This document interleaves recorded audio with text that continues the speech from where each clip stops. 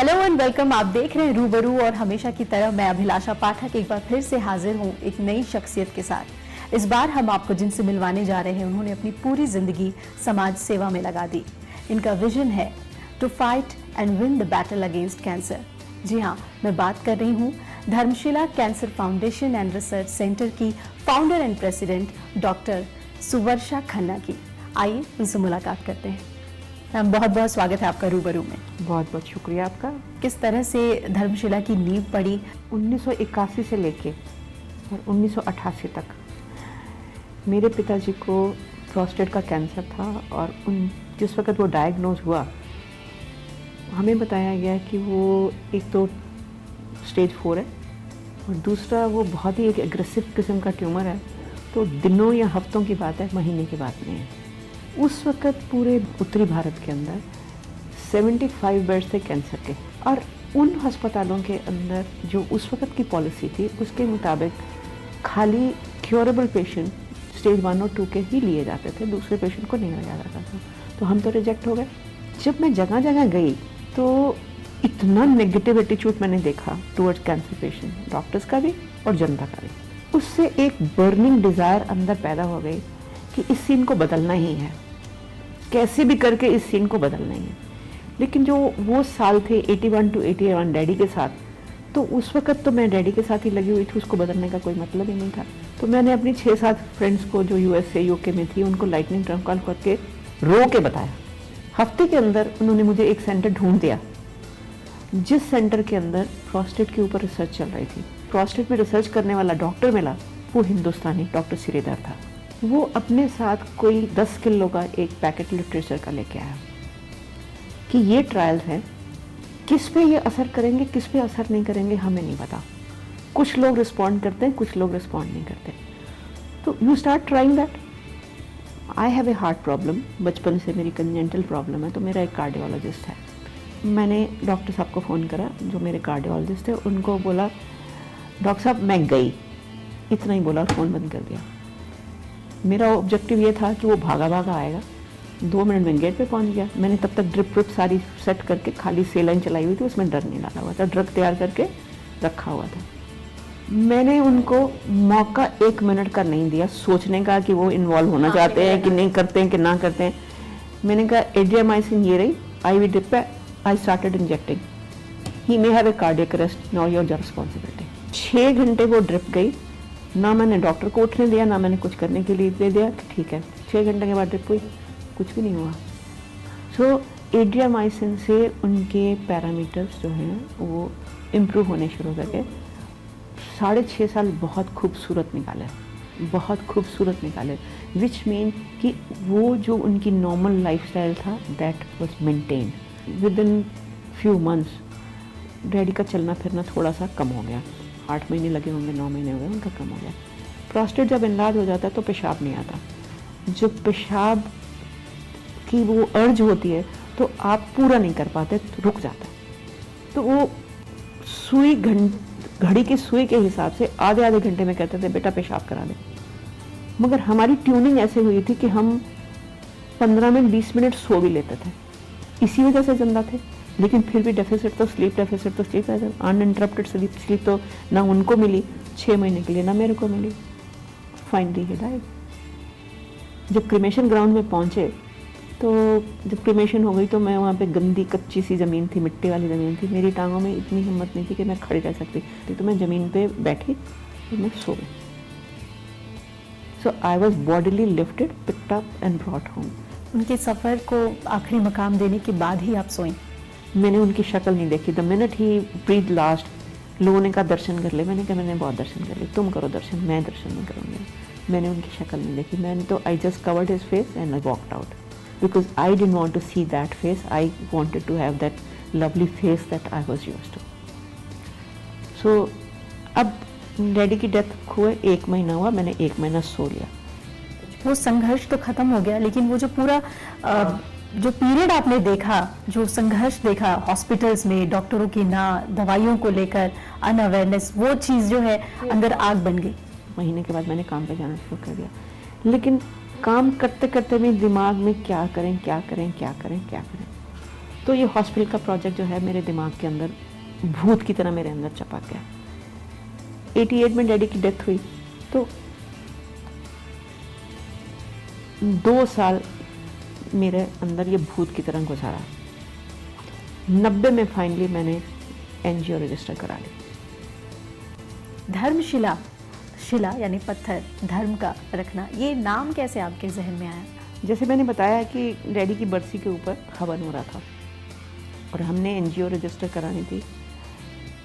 जब डैडी की first death anniversary थी तो उसमें उन्होंने अपना जो भाषण देना शुरू करा तो कहते हैं बच्चों का धर्म है, धर्म, बच्चों का धर्म है कि माँ बाप की अधूरी इच्छाओं को पूरा किया जाए। लोगों ने कहा धर्म के साथ लोगों को ड्यूटी नहीं समझ आती, उनको रिलीजन समझ आता है, तो ये मतलब तंग करेंगे तेरे को, ये करेंगे, ऐसे करने का मुझे क्या फ़र्क पड़ता, मुझे क्या फ़र्क पड़ता।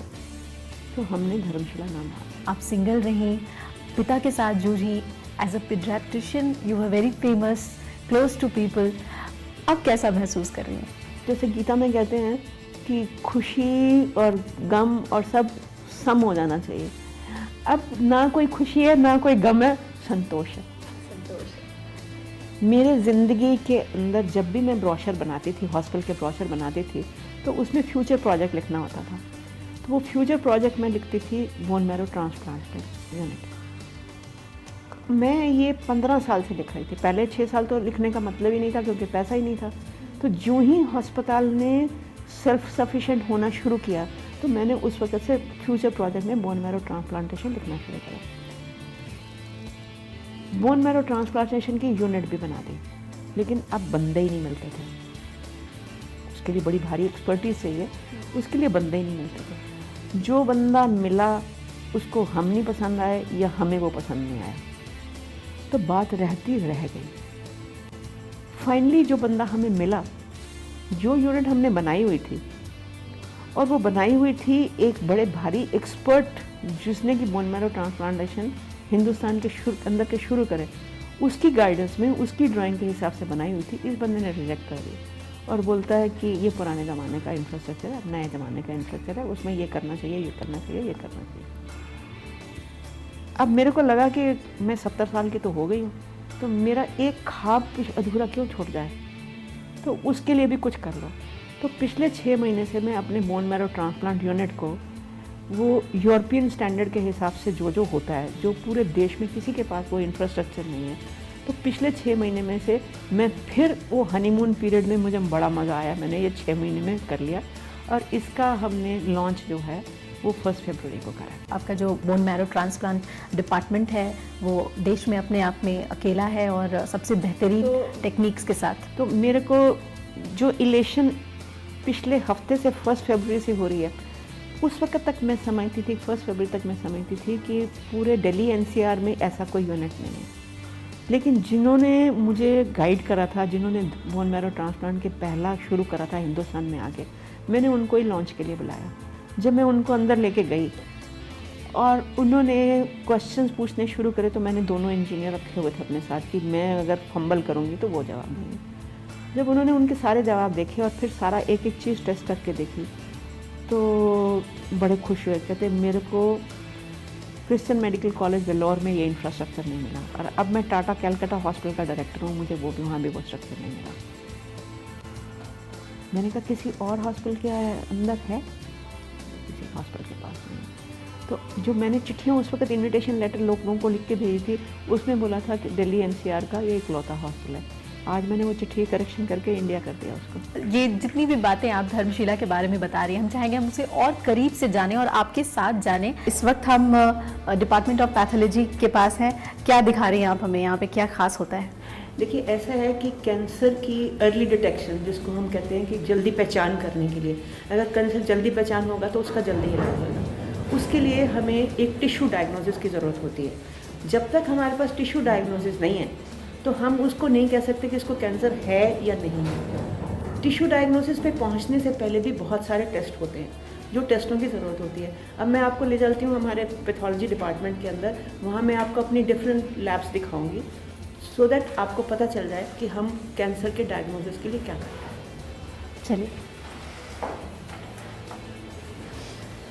जैसे मैंने बताया कि ये हमारी हेमेटोलॉजी लैब है। हेमेटोलॉजी लैब का मतलब हुआ कि यहाँ पे खून की हर किस्म की जांच होती है। तो खून के अंदर एक हेमेटोलॉजी डिवीजन होती है, उसकी जांच होती है। तो उसके अंदर ब्लड के अंदर हमारे क्या सेल्स वगैरह हैं उनको टेस्ट करना होता है। तो ये हमारा सेल काउंटर है, ये हमारा सेल काउंटर है। इसके अंदर हम जब ब्लड की ऑटोमेटिकली ऑटोमेटेड है, इसके अंदर डालते हैं तो हमारी रिपोर्ट आ जाती है। ये हमारे हेमेटोलॉजिस्ट हैं डॉक्टर संजय देव, जो इस लेबोरेटरी के इंचार्ज हैं। तो जो टेक्नीशियन सारे आप देख रहे हैं काम कर रहे हैं, तो इसके ऊपर रिपोर्टिंग जो करनी होती है वो डॉक्टर संजय इसके ऊपर रिपोर्टिंग करते हैं। सर कितना इम्पोर्टेंट है ये लैब कैंसर डिटेक्शन के लिए? देखिए, कैंसर को डायग्नोसिस से लेके उनके ट्रीटमेंट तक इस लैब में बहुत ही इंपॉर्टेंट टेस्ट किए जाते हैं। कोई ट्रीटमेंट या कोई डायग्नोसिस बिना बेसिक टेस्ट के नहीं होता। ये हमारी एक मशीन है जिससे हम एक ड्राई बायोकेमिस्ट्री करते हैं। पहले ज़माने में ये मशीनें नहीं होती थी, ये टेक्नोलॉजी आगे एडवांस हो गई है, अभी हमने ये खरीदी है। इससे हम ये सारे के सारे liver function test, kidney function test और हार्ट के भी जैसे कोलेस्ट्रॉल वगैरह है, वो सारे के सारे टेस्ट जो है वो हमारे यहाँ पर है। ये डॉक्टर रमेश डावर हैं, ये professor of cytology and histopathology all India medical institute से हैं। और पूरी की पूरी साइटोलॉजी, हिस्टोपैथोलॉजी, इनके साथ इनकी हेल्प करने के लिए और भी लोग हैं, लेकिन इनके सिग्नेचर बिना हम नहीं कह सकते कि कैंसर है या नहीं है। ये है हमारी ऑटोमेटेड टिश्यू प्रोसेसर। जब बायोप्सी दी जाती है, इसका मतलब है कि किसी ने छोटा सा टुकड़ा लेके हमें भेज देते हैं, हम इसमें उसको प्रोसेस करते हैं। कभी ऐसा हुआ है कि डायग्नोसिस डिपार्टमेंट के जांच में ये बात पता चले कि कैंसर नहीं है और आपके पास मरीज़ ऐसे आए हों? ऐसा है जी कि महीने में एक आध मरीज़ ऐसा आ जाता है जो ओपीडी में कैंसर के इलाज के लिए पहुंच जाता है और वो कैंसर का डायग्नोसिस लेके आता है, लेकिन हम इलाज शुरू नहीं करते। ये हमारे हॉस्पिटल की पॉलिसी है कि जब तक जहाँ से भी उसने अपनी बायोप्सी कराई है या एफएनएसी कराई है, उसकी जो स्लाइड्स हैं वो हम रिव्यू नहीं करें, हम उसको देखें नहीं, तब तक हम उसका इलाज शुरू नहीं करते। कई दफ़े से मैंने बताया, महीने में एक आध पेशेंट ऐसा आ जाता है कि जब हम स्लाइड रिव्यू करते हैं, कहाँ है कैंसर, कैंसर तो है ही नहीं। उन लोगों को विश्वास नहीं आता। फिर हम कहते हैं चलो तुम चले जाओ टाटा में से जाकर रिव्यू करवा के लाओ, जाओ तुम वहाँ से जाकर रिव्यू कराओ। जब उनको 2-3 जगह से पता चलता है कि कैंसर नहीं है, तब जाके उनको शांति होती है कि हाँ कैंसर नहीं है। This particular machine is by Siemens itself. It's a 16 slice machine है, जो कि पहला जो भाग है वो एक सीटी का है और उसके पीछे है पेट पार्ट। तो यानी कि यहाँ पे दो चीज़ों का हम संग्रह कर रहे हैं। एक है मेटाबॉलिज्म का जो कि फंक्शन बताता है और दूसरा एनाटमी का। तो जब दोनों चीज़ें मिक्स करते हैं तो एक तरीके का जो है संगठित होते हैं इमेजेस, तो वो बेस्ट जो है इंफॉर्मेशन हमें दिया जाता है। This is the latest machine which we have acquired and this is the most important thing for the whole department as well as the oncologist setup. Heart है, खाने की नली है, इसोफेगस, लंग्स हैं, इन सबको हम प्रोटेक्ट करेंगे। तो रेडिएशन पिन पॉइंट सिर्फ जहाँ जानी चाहिए, कंप्यूटर सिर्फ उसे वहीं रेडिएशन देगा, बाकी सब एरियाज प्रोटेक्ट होंगे। किसको कितनी रेडिएशन देनी है वो हमने प्लान करके होता है कि इसको इतने ग्रेज बोलते हैं, हमारा जो यूनिट है रेडिएशन देने का कितने ग्रेज है। तो ये हाईली क्वालिफाइड फिजिस्ट और टेक्नीशियन बैठ के वो यहाँ से कंट्रोल करते हैं और वो मशीन ऑटोमेटिकली जितना देना है उतना देने के बाद अपने आप मशीन बंद हो जाती है। यहाँ से उस कंप्यूटर में मशीन अंदर क्या कर रही है क्या नहीं कर रही वो सारा, और सेम यहाँ पे मॉनिटर करने के लिए कि कितने रैड्स किसको देने हैं, कितना ग्रेज कितना देना है, वो सारा का सारा यहीं पे मॉनिटर होता है।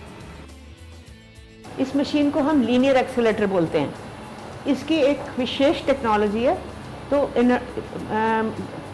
रेडिएशन देने के लिए हमारे पास एनर्जीज होती हैं, प्रोटॉन्स एंड फोटॉन्स, वो एनर्जीज होती हैं। तो कई मशीनें जो होती हैं वो सिंगल एनर्जी होती हैं, कोई डबल एनर्जी होती हैं, कोई ट्रिपल एनर्जी होती हैं। तो ये ट्रिपल एनर्जी मशीन है। ये मशीन ने वो भी और ये भी, ये पूरी की पूरी घूम सकती है। अगर मैं सीधी लेटी हुई हूँ और अगर उनको मेरे को पीठ में रेडिएशन देनी है तो वो मशीन पीठ के नीचे से देगी, अगर मेरे को यहाँ साइड से देनी है तो साइड से देगी, अगर इधर से देनी है तो इधर से देगी। वो सारी मशीनें जो हैं वो 360 जो है वो पूरा का पूरा घूम लेती हैं। ये Dharamshila bone marrow transplant unit हमने अभी लॉन्च करी है 1 फरवरी को। तो मुझे लगता है कि हाँ, जो मेरा एक सपना था, मैं मरने से पहले इस सपने को पूरा करके जाऊंगी, तो मेरा सपना पूरा हो गया। और इस सपने को पूरा करने के लिए मैं अकेली नहीं कर पाई। ये हमारे डॉक्टर साहब हैं, डॉक्टर सुपर्णो चक्रवर्ती। डॉक्टर सुपर्णा चक्रवर्ती एक हिमेटो ऑन्कोलॉजिस्ट हैं और इन्होंने नए नए बोन मैरो ट्रांसप्लांट करने के नए नए तरीके आज़ाद करे। उनमें से एक तरीका है haplo identical bone marrow transplantation.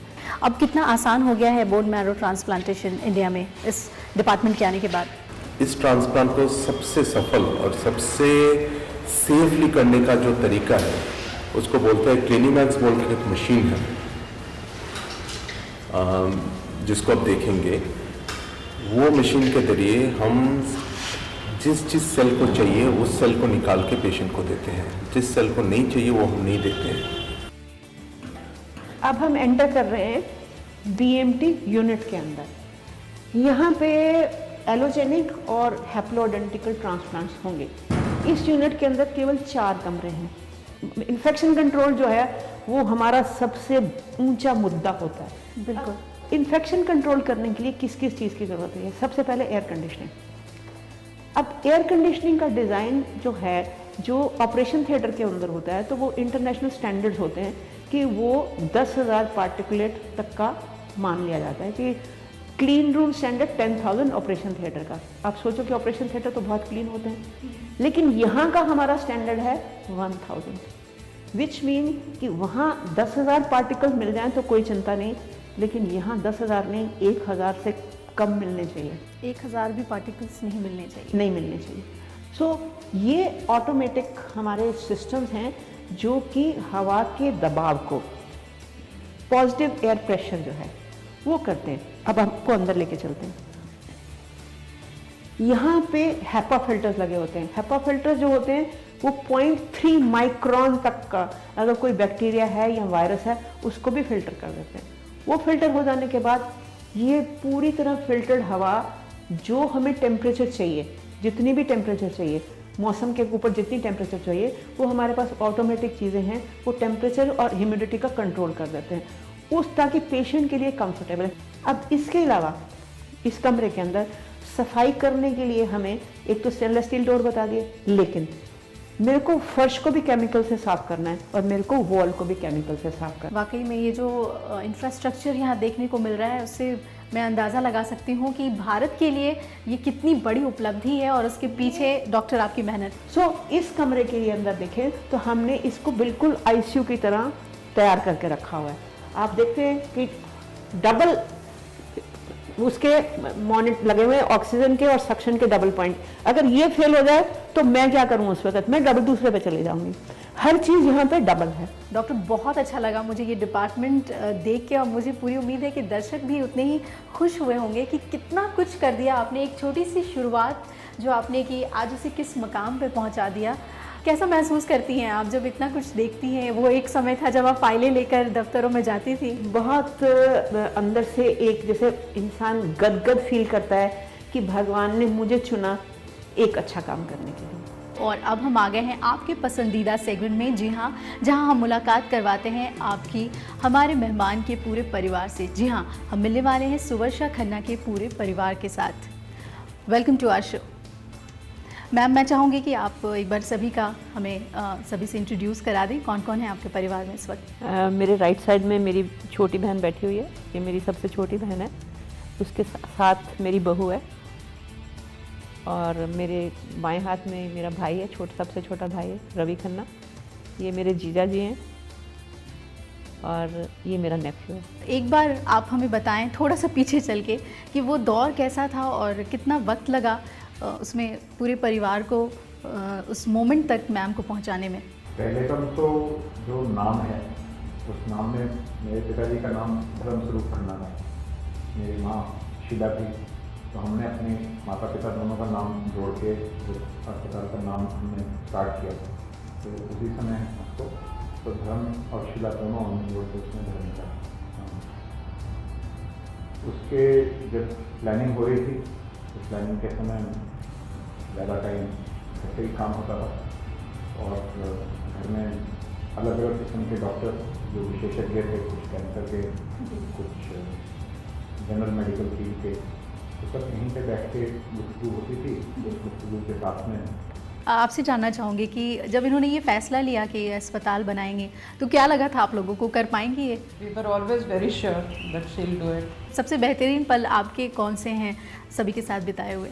जब हम छोटे थे तो हम जम्मू में होते थे, तो उस वही टाइम था जब हम सारे के सारे इकट्ठे थे। धीरे धीरे तो पढ़ाई के लिए कोई किधर निकल गया, कोई किधर निकल गया, तो अलग अलग हो गए। तो वही सबसे सुंदर पल थे जब बिना का गीतमाला का दौर था तो हम लोग खूब ऊंचा रेडियो लगा के और अपना कापी किताब निकाल के, होमवर्क होता था तो साथ में गाते थे, साथ में अपना होमवर्क करते थे। और हमारे आसपास के लोग हैरान होते थे कि ये कंसंट्रेट कैसे करते हैं, लेकिन हमारी बेस्ट कंसंट्रेशन बिना का गीतमाला के साथ होती थी।